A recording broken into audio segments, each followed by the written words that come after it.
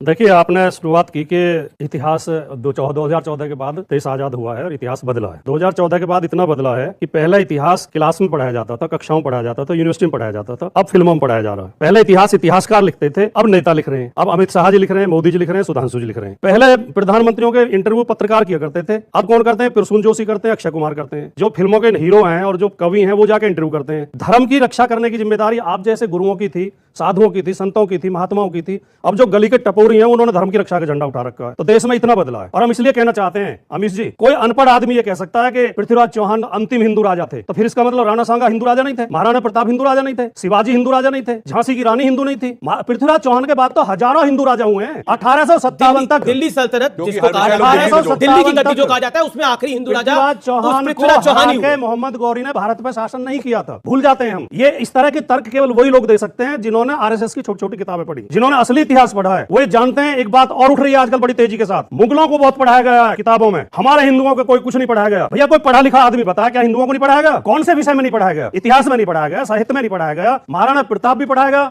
रणबीज चौकड़ी भर भर कर चेतक बन गया निराला था, महाराणा प्रताप के घोड़े से पड़ गया हवा का पाला था, जो तनिक भगवा से बाघ हिली लेकर सवार उड़ जाता था, राणा की पुतली फिरी नहीं तब तक चेतक मुड़ जाता था। हमने तो ये पढ़ा है। हमें तो शिवाजी भी पढ़ाए गए हैं, हमें तो पृथ्वीराज चौहान भी पढ़ाए गए हैं, हमें तो झांसी की रानी बुंदेले हर बोलों के मुंह हमने सुनी कहानी थी, खूब लड़ी मर्दानी वो तो झांसी वाली रानी थी। कौन कहता नहीं पढ़ाया गया?